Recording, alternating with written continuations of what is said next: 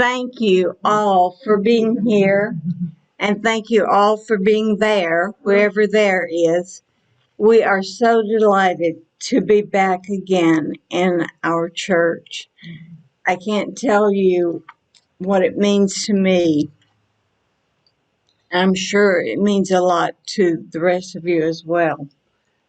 I want to welcome you all to our congregation of New Thought believers. We're not here by accident.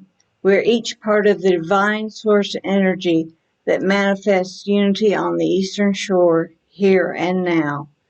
We celebrate the gift of life and our unity with all others, for we all are one.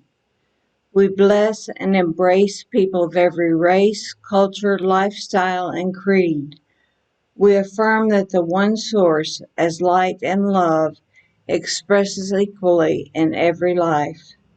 We give thanks to the presence of God within each of us for our ever-increasing acceptance and expression of divine truth.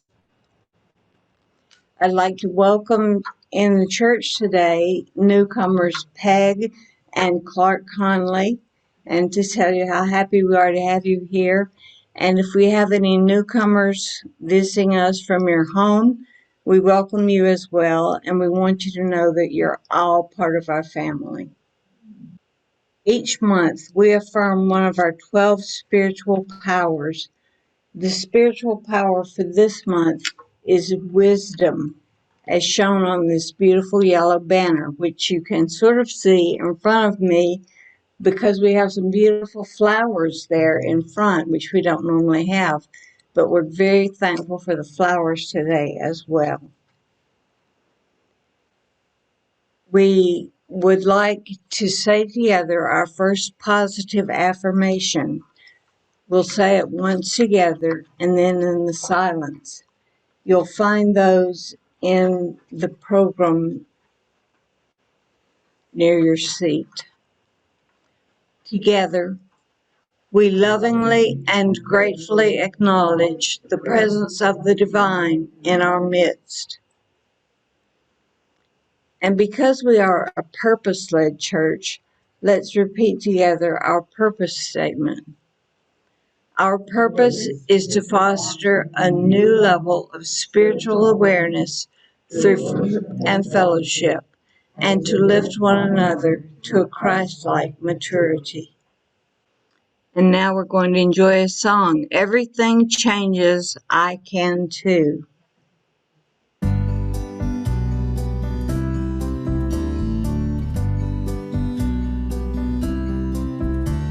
When everything changes, I can change anything. Turning the pages, everything's new.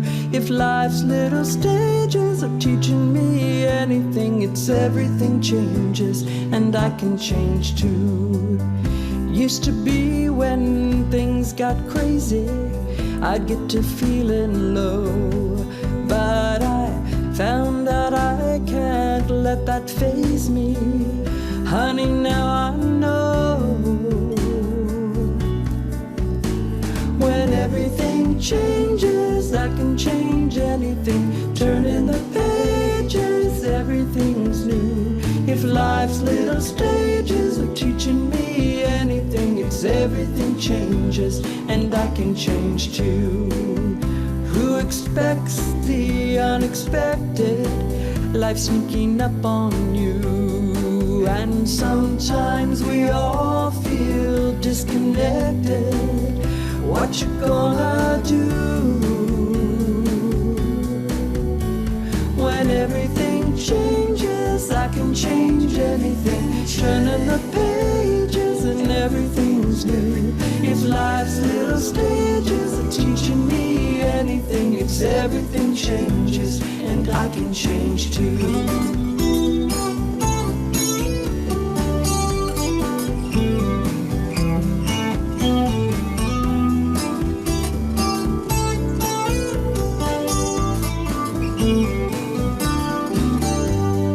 Who's to say why it works this way when it's kind of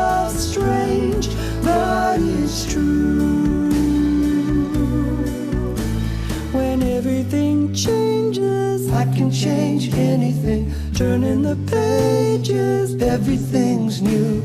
If life's little stages are teaching me anything, it's everything changes and I can change. Everything changes, I can change anything. Turning the pages, everything's new. If life's little stages are teaching me anything, it's everything changes and I can change too. Everything changes and I can change too. Everything changes and I can change too. And now let's read together our positive affirmations, once together and then in silence. Together, there is only one presence and one power in my life and in the universe, God, the good, omnipotent.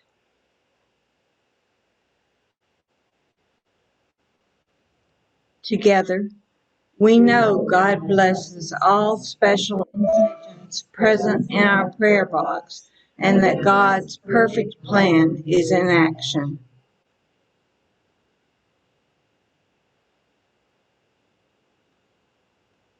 And then let's say this last one as if we mean it. Together, we are alive, alert, awake, joyous, and enthusiastic about life. I have one announcement today before we continue and before I forget the announcement. Those of you who attended this church before the pandemic shut our doors will remember that we had these two beautiful pothos plants that went home to live with my sister during the pandemic, and they grew and they grew and they grew some more. So she clipped off cuttings, and there are rooted bits of them in the kitchen. Please take one or more with you and enjoy it. And today's daily word is transformation. I let go into the transforming light of God within. All people are yearning to awaken. Humanity reflects this as we evolve beyond out-of-date ways, moving past limitations and into the next step in our spiritual evolution. I am in the process of spiritual awakening. My divine gifts benefit not only myself, but the whole of humanity as well. I take my place in this global spiritual process of awakening and do my part. Every encounter I have with others, no matter how small, is turning the tide and transforming us all. I make a courageous choice on behalf of all of my sisters and brothers and for my soul. I awaken to the unfolding of my being and put that awareness to work in my world. I let go into the transforming light of God within. And from Isaiah chapter 62, verse 2, and you shall be called by a new name that the mouth of the Lord will give. I'm delighted to welcome to our stage today UES's own minister, Reverend Ann Murphy. I believe we're going to have a song.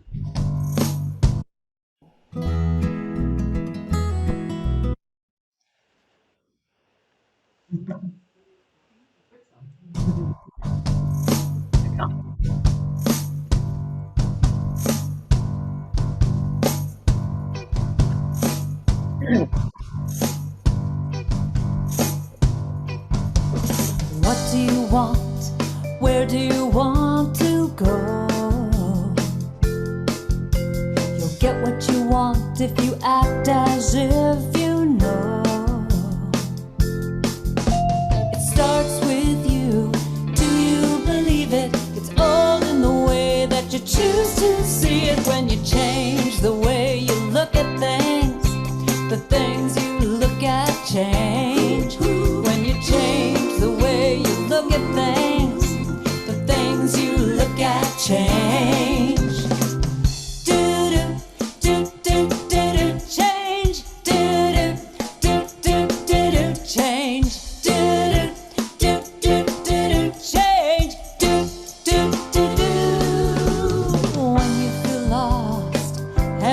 can't find your way, keep your eye on the prize, it will materialize. You can't miss, change your perception, leading you to a new direction. When you change the way you look at things, the things you look at change. When you change the way you look at things, the things you look at change. Do do do do do do change. Do do do do do do change. Do do do do do do change. Do do do do.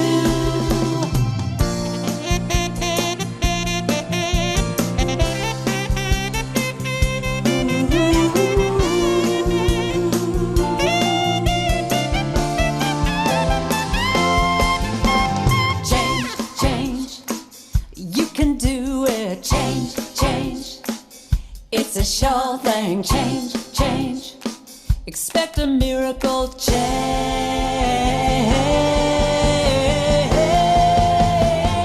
Watch me change. When you change the way you look at things, the things you look at change. When you change the way you look at things, the things you look at change. When you change the way you look at things, the things you look at change. When you change the way you look at things, the things you look at change. Now do do do do do change. Do do do do do change. Do do do do do change. Do do do do. And that was Karen Drucker and Change the Way. So I guess you get a hint about what our theme is for today. A little bit of a hint. Okay. Well, let us just begin with prayer. And I invite you to just gently close your outer eyes and open your inner eyes. And let's just take a deep cleansing breath and be present to this now moment. And this is the serenity prayer. God, grant me the serenity to accept the things I cannot change, the courage to change the things I can, and the wisdom to know the difference. Living one day at a time, enjoying one moment at a time, accepting hardship as a pathway to peace, taking as Jesus did this world just as it is, not as I would have it, trusting that you will make all things right if I surrender to your will, so that I may be reasonably happy in this life and supremely happy in the next. And that is a tribute to Reinhold Niebuhr. So let's just, again, gently open our outer eyes and be present in service. And most of us are probably familiar with that prayer, the first four lines, which are the Serenity Prayer for the 12-step programs. But I think within the context of the whole prayer are also some of the themes from the 12-step programs about living one day at a time, enjoying each now moment, and of course about change, the courage to change the things we can, and the courage to know the difference. And so today, as you've already discovered from our theme, we're going to be talking about change. And change is very difficult for most of us, and we've been forced into it this year, haven't we? We've really been forced into it. Just before I start into my talk, I'd just like to say how wonderful it is to see real live people. And actually, that you seem to be able to tell if you're responding, if you're kind of laughing or whatever. And of course, it's always wonderful to have everybody also on Zoom with us. So hi, folks on Zoom. Hi. Yeah, but this is fun. So this is called the hybrid service. This is what we call the hybrid service. So we're all just learning and growing together. So here we are, and if we make a few mistakes, we make a few mistakes. We forgive and continue on. So I heard a story from a Unity minister named Jane Simmons. She tells a story about a man who went out to his backyard one evening and he heard the hooting of an owl. And he just was fascinated by the hooting of this owl. So he hooted back, and the owl would hoot back to him. And so he began to go out every night at 9 p.m. and hoot to the owl. Then he would come back into his home and he would journal about how many times the hooting owl hooted back, the tone of the hooting, and lots of details. Well, one day his wife was at a neighborhood coffee klatch, and she started telling them about how her husband goes out every night at 9 o'clock and hoots at the owl. Well, there was another woman there, and she said, well, my husband also goes out every night at 9 o'clock and hoots at the owl. Now, the two women laughed together as we're laughing, but they each went home and told their husbands, but their husbands would not admit it. They would continue to go out every night at 9 o'clock and hoot at each other and come back into their homes and document all of their scientific data. So it's difficult for us to admit we're wrong, for some of us to admit we're wrong, to change our ways. And anyways, it's a funny story. I don't know if it's a true story or not, but it's a really, really funny story. And so Jesus has something to say about change. In the book of Matthew, chapter 2, some of the apostles come to Jesus, and they're kind of a little bit puzzled because some of their friends who are followers of John the Baptist and some of their friends who are Pharisees follow some traditions that Jesus has not really recommended to them. So they're asking him about some of these traditions. Should they continue them? Should they adapt to them? And this is how Jesus answers them. He says, neither is new wine put into old wineskins. Otherwise, the skin bursts and the wine is spilled and the skin is destroyed. But new wine is put into fresh wineskins. So both are preserved. Now, in the time of Jesus, when they would prepare to make wine, of course, they'd crush the grapes and they'd strain out the juice. And then instead of like bottles, or I think today to ferment the wine, they use big wooden barrels. They would put the liquid into animal skins. And the advantage of that is the animal skins could expand. So as the wine ferments, it would bubble up and expand, and the wine skins would expand. Now, if they preserved the animal skins that had already expanded, and they put new wine into those skins, when the wine began the fermentation process, the skins would burst. It just couldn't, and everything was wasted. The skins were wasted, and the wine was wasted. So how do we interpret this? Most of you probably can figure it out, but I thought I'd just kind of explain it anyway. For me, my perception about it is, so the wine is our new spiritual insights. Perhaps you've been coming to Unity for a while, or maybe just shortly, and you're beginning to hear some of these new insights, a new awareness, a new remembering about who you really are. That you're the individualized expression of God. You're the individualized expression, as Genesis said, created in the image and likeness of God, male and female. He created us. And we are spiritual beings having a human experience. I like to say we're in a wave in the ocean of God. We're a beam in the Son of God. We are the Christ in potential. We are the Christ in potential. So we can't really hold on to some of our old beliefs when we have these new beliefs. We can't believe that there's God out there someplace. We have to believe that we have the presence of God indwelling us, and also immanent, indwelling us, and transcendent, everywhere present. And so we can't go back to some of our limiting beliefs and combine them. So we have to release some of those old beliefs, those patterns, those habits, those practices. We need to make inner changes in our consciousness.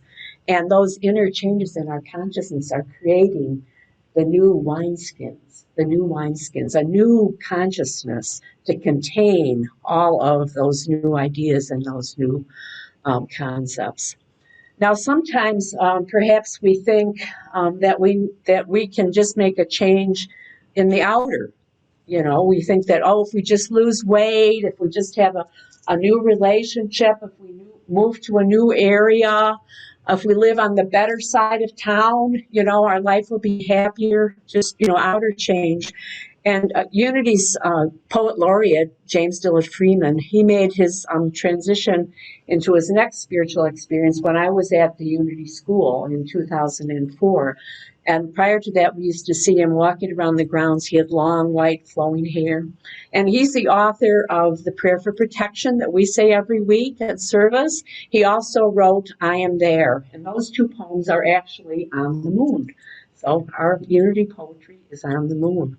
So he tells the story about when he was a young man and he lived in a rural area of Missouri.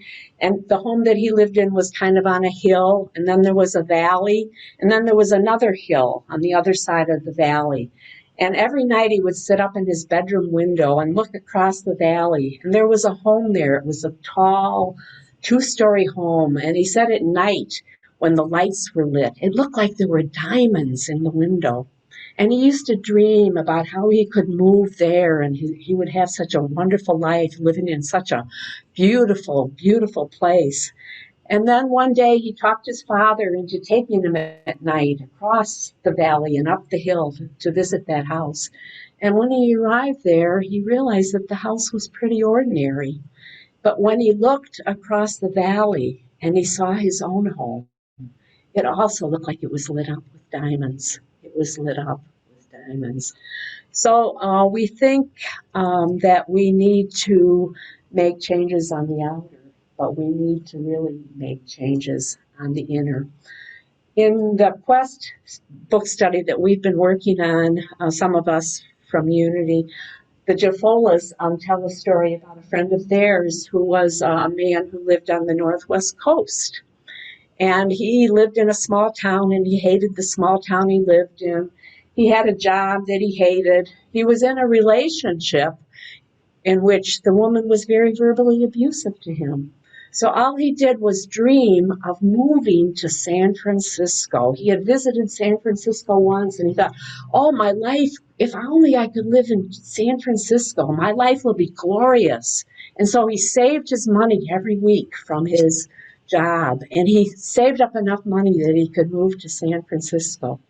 And he moved to San Francisco, and he was there about a year, and he got a new job, but he was unhappy with the new job. He was in a new relationship, but it turned out to be another abusive one. He created the same environment that he had had in his previous place because he did not make any inner changes. He took the new wine and put it into old wineskins, so it just all burst. So we need to make changes on the inner. And over time, we can experience outer changes, and those around us will notice those changes, but it will be usually a gradual process. So since I've been here as your minister, it's the first time I've been in church here as your minister. So this is kind of interesting, isn't it? Right. So we've been doing what we've called a journey of spiritual exploration. Bobby Joe's been with us on the Quest, and we've done it on the Quest, but I've also done it on the Sundays that I've spoken. I've talked, we started out and we said that we were heroes on a hero's journey, that each of us had the potential to be a hero on a hero's journey. And the prize at the end of our journey or throughout the journey is new discoveries of who and what we are, our spiritual essence, who we are. And so we sort of began that we were heroes, and we talked about who God is, that God is not, who and what God is. God is not somebody up in the sky, but somebody immanent and transcendent. We discovered who and what we are. We discovered the Bible, and we found in the Bible our story, the story of our evolving consciousness from the Adam man to the Christ. We saw that within the Bible stories, we can identify with those characters and find resources for challenges in our life. It becomes holy because it inspires holiness in us. And we discovered oneness, that there is no other. We explored cause and effect and the power of our thoughts. We discovered that heaven is in the present moment. The kingdom of God is at hand, and hell is created through our belief in separation from God. And we talked about good and evil, and we talked about prayer and meditation and surrender. We have been creating new wineskins. We've been creating a new consciousness for ourselves as we studied the truth teachings of unity and based on the life and teachings of Jesus the Christ. And we've also, as we've been creating our wineskin, we've been creating a transformed and awakened consciousness.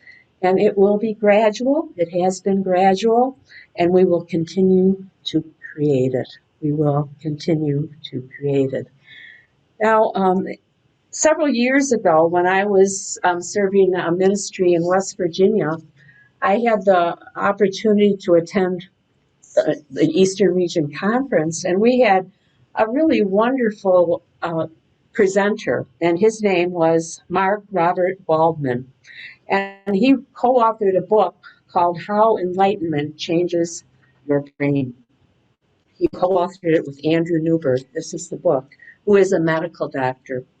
Now, Dr. Waldman also teaches at the Holmes Institute, the seminary for religious science or centers for spiritual living. But he still proclaims himself to be an atheist or an agnostic, but he's done research on prayer and meditation and how it affects our brain. Now, he goes on, he talks about enlightenment, and really that is just what we're talking about, creating the new wineskin, just a new awareness of who we are. And I think for most of us, that awareness comes in little doses, little aha moments. It can happen like maybe you're walking along the seashore and you see a wave, or you're watching the waves pour on the beach and just have a sense of all is well, and you have a sense of connection to all that is. Or perhaps you're in the woods, or perhaps what's happened to me was when I held my fourth child, I was holding him, and I just had a connection that I was looking at the face of God, and that everybody else was the face of God. And I just had a connection of oneness. And my life was never the same after that experience. So it can happen for us in little bitty aha moments. He talks about those as the little A's.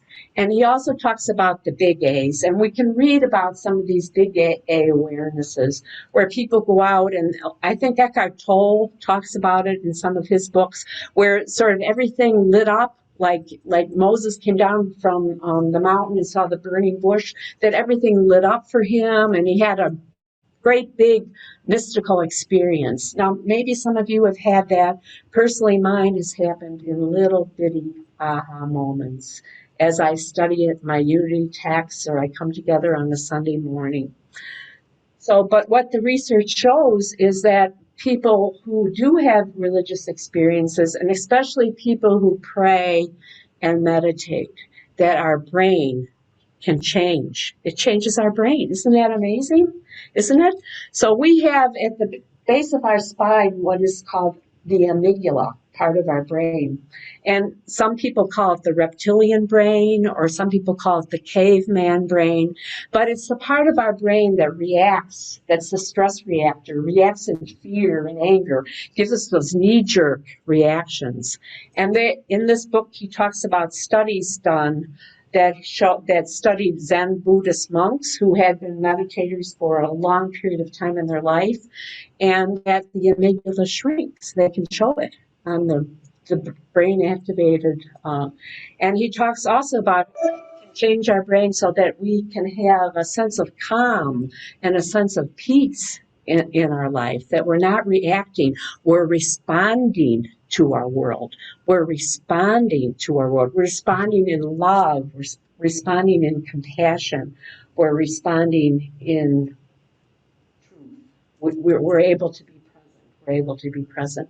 He also talks about in the book, he gives a story that I think I've told before about, I'm going to read it. A university professor went to visit a famous Zen monk to ask for enlightenment. The monk remained silent, but handed the teacher a teacup. The monk filled the cup to the brim, but kept pouring. The professor cried out, "Stop! The cup is too full, and I cannot sip the tea." The monk then spoke. "Like this cup, your mind is filled with too many opinions and ideas. Can you taste enlightenment if you do not empty your cup?" So I think what I love about this story is it's just pretty much the same thing that Jesus was saying about creating the new wineskins. We have to empty out all of those old beliefs, all of those old habits that we had, so that we can be the Christ in our world. Now, I believe that we need to come together in community. That helps us on our path to enlightenment. But we also need to have some time alone in the silence. Jesus said, "Go to your room and close the door. Close out the outer world and discover that light that dwells within us."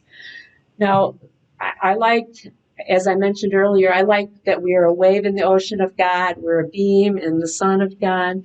And I also like that we are an acorn of God. Now, around here, we have those beautiful live oak trees. And I was trying to read about them. They say when they're 20 years old, they begin to shed the acorns. But if you go to downtown Fairhope, there'll be millions of acorns on the ground.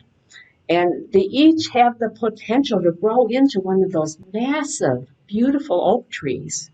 They live to be 200 years old.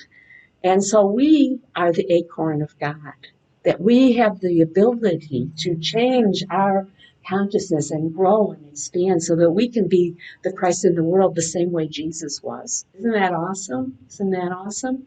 Now, there have to be certain conditions for that to happen, and it takes a long time.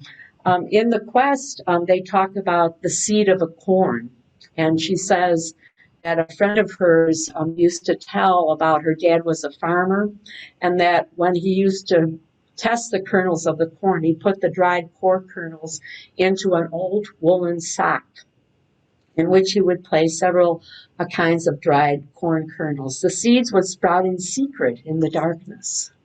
So we close the door and we go into the silence, and no light was ever permitted to touch the sprouting light. For if it did, the seeds would not grow. They had to develop their own inner light. The change, the growth, was taking place inside, in the stillness, in the silence. Our friend explained that this transformation from a seed to a plant was a most fragile process and had to be shielded from the outer forces in order for the sprout to gain its own strength. This is a perfect parallel to our own spiritual growth. The transformation is an inner process and has to begin in secret, where it can call upon its own light and strength. It's in the silence, in our prayer and meditation time, that we discover our own light. Just as the sprouting seed, we too diminish and cease to grow if we are subjected to too much of the outer at this fragile time. So what I think they're trying to say is sometimes we come into new thought, or we discover this wonderful teaching, and we try to, pour so much into ourselves. We're reading, we're going to workshops, and sometimes we can overwhelm ourselves in that way. So we just have to be gentle and quiet and slow with that process. Just spend your time in the silence, spend your time in prayer and meditation. Come to church, please, come to church. and find support of other ways. But we do need to have that time in the silence to really discover that inner light, so that we can change our brain, so that we can become the Christ in the world. I said I'd be a little bit shorter today. I think I will be, actually. Yeah.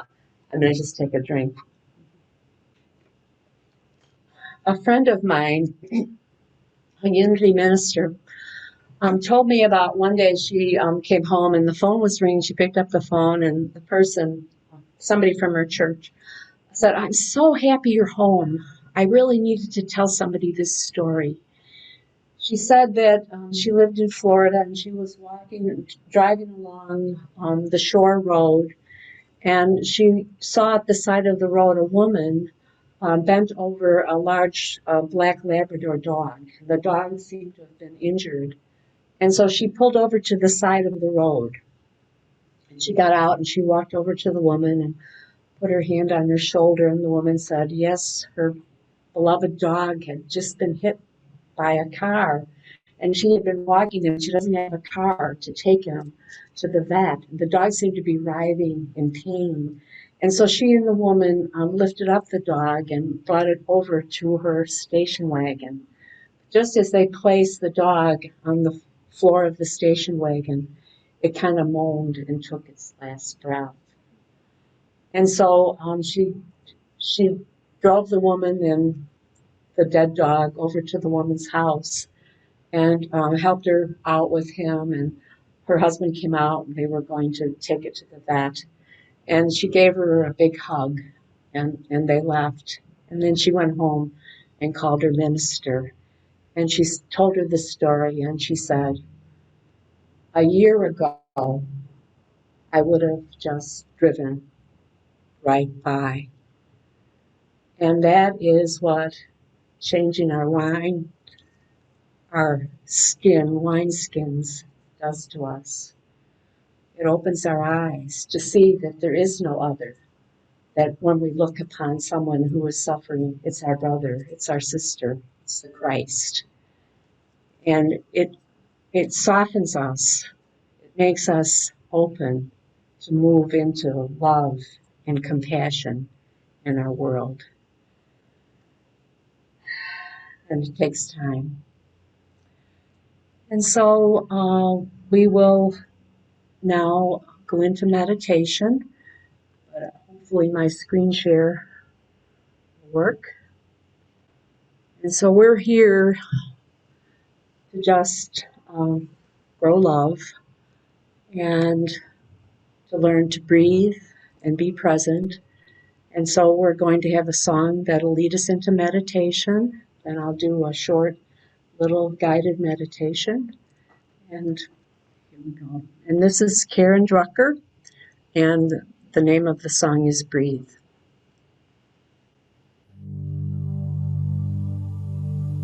Just gently close our outer eyes. Our inhibited.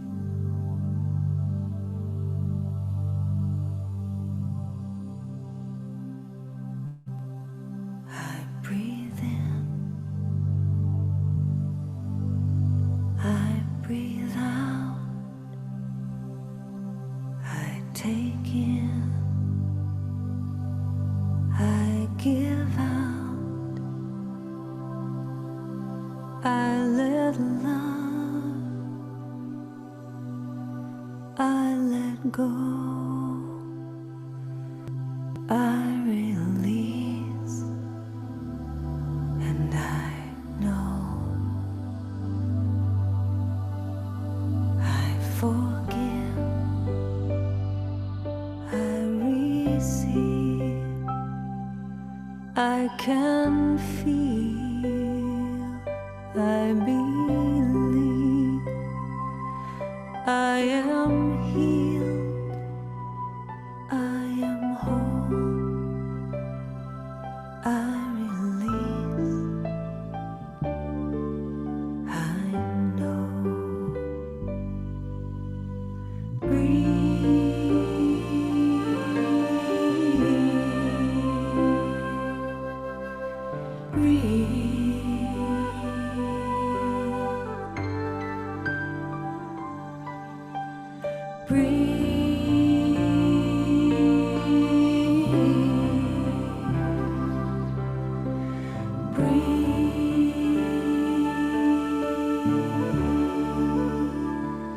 No need to push, no need to try, no need to worry or question why.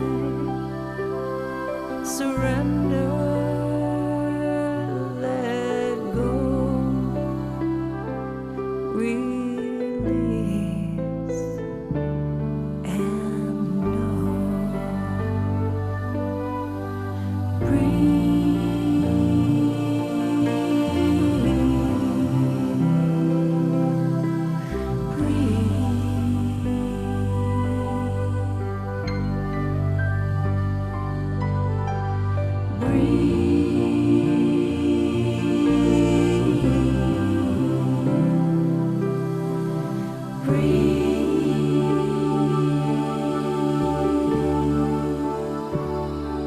I breathe in, I breathe in, I breathe out, I breathe out, I take in, I take in, I give out, I give out, I let love, I let go, I release, I know. Breathe,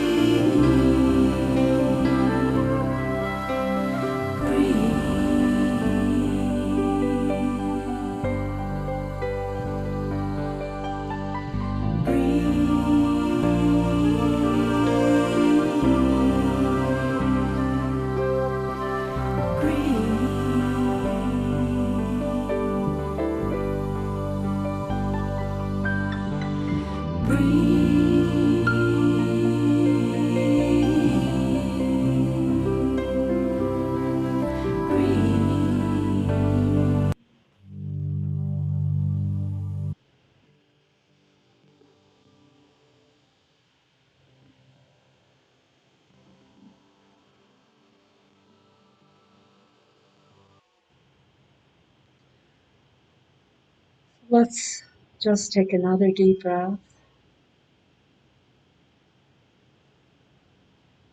Let's just use our breath as our focusing point.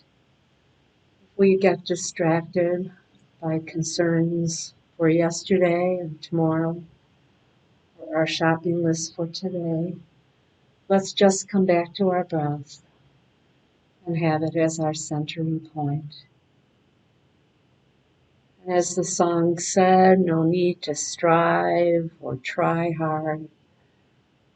We are just here to be present, present with our God, our spiritual nature in this now moment. And as we breathe, let's just focus on our heart space located at the center of our chest. And let's just breathe into that space and feel it expand and grow.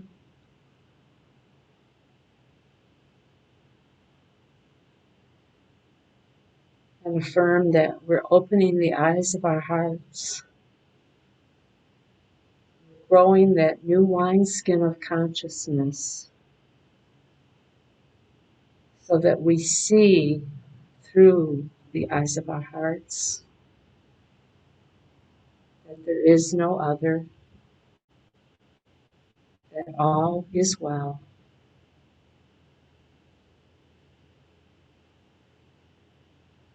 And let us just rest in the stillness for just a little while.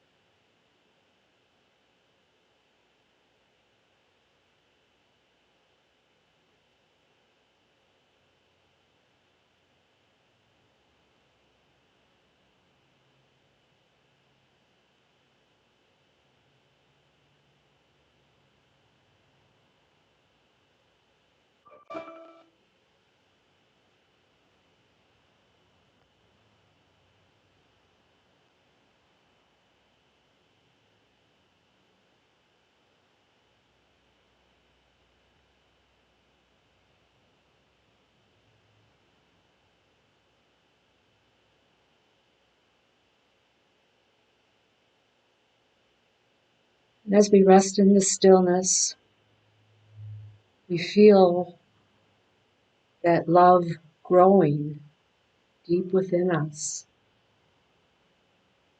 that new wineskin. We remember that we are here to be helpful, to be a presence of love and compassion and kindness in our world. And feeling that love that's connecting us here in this room and connecting us to all the people on Zoom. I invite you to, if you have a prayer intention, to hold that prayer intention in your consciousness or quietly speak the name. We'd like to remember all of those who are on our Unity of the Eastern Shore prayer list.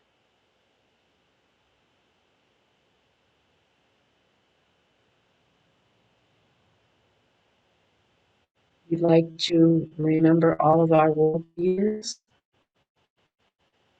and we look upon them through the eyes of spirit, knowing that they have all of the resources within them to bring peace and cooperation to our world. We bring into our circle of love all of our national leaders, and we look upon these intentions, and we know that within each of them also is the divine presence, and within them is the ability to bring peace and cooperation to our nation.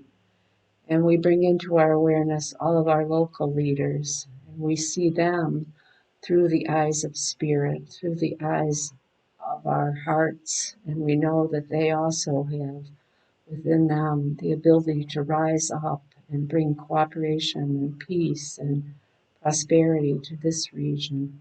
And we bless our Unity with Eastern Shore leaders, and we thank them for all of the efforts they've made to allow us to have this hybrid service and to have the Zoom service.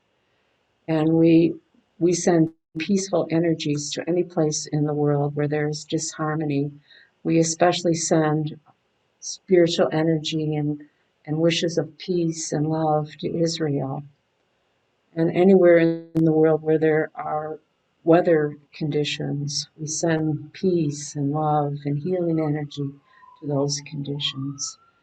And we visualize all of these gathered here with us, connected in spirit and oneness, and we visualize them being lifted up in consciousness, receiving all of the guidance and love and resources and healing that we need. And we say, thank you, Divine Presence, Mother, Father, God, for answered prayer. Amen. In a few moments, we'll have an opportunity to bless a unity on the Eastern Shore with our love offerings and love offering prayers.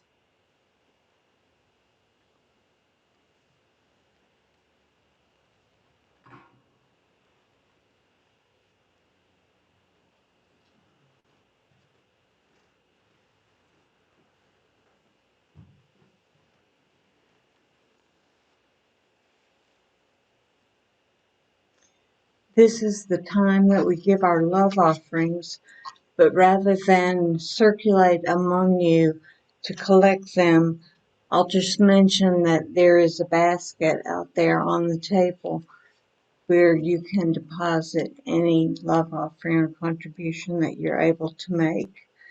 And we thank you in advance for that. And I pray divine love through me blesses and multiplies all that I give, all that I have, and all that I receive. Father, we know that every good and perfect gift comes from you. We give thanks for your many blessings and lovingly return a portion of them to your service. We take a moment now, along with silent unity, to each pray in our own way.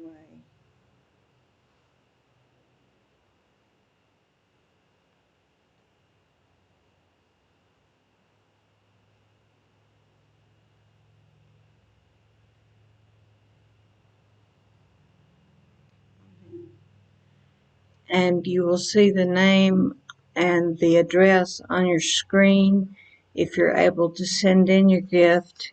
It is Post Office Box 776, Fairhope, Alabama 36533. And we'll have a song now called Growing Love.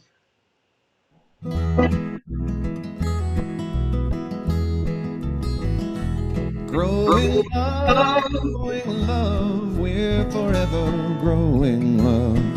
It's a seed that we can sow, with our caring it will grow. We are family, we are friends, and the feeling never ends. Together we're forever growing love. We seek the sunshine, we bless the rain. Through the storms we know the sun will shine again. We have God light in our hearts. We're growing up, illumined from the start. Growing love, we're forever growing love. It's a seed that we can sow, with our caring it will grow. We are family, we are friends, and the feeling never ends. Together we're forever growing love. We imagine a world of peace, and we know someday our dreams will be released. All we ask is that people care. We sing this song for people everywhere. Growing love, we're forever growing love. It's a seed that we can sow, with our caring it will grow. We are family, we are friends, and the feeling never ends. Together we're forever growing love.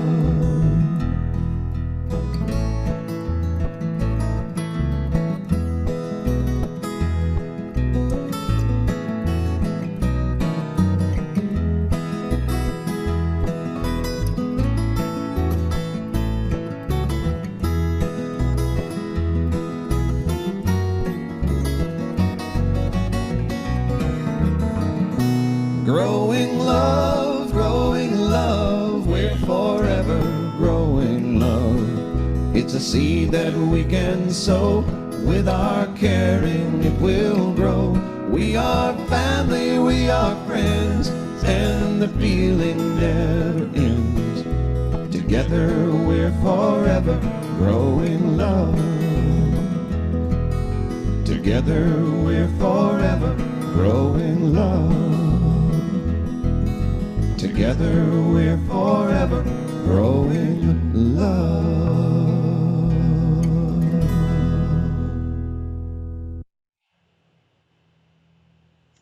And now we'll repeat together our prayer for protection, which is over here on the wall, or if you're at home, you can see it on your screen. Together, the light of God surrounds us, the love of God enfolds us, the power of God protects us, the presence of God watches over us. Wherever we are, God is, for we are one. And now we'll enjoy the peace song, although we won't sing along today, recognizing the CDC's guidance about the danger of projecting our voices and spreading potential germs. So we will enjoy the peace song.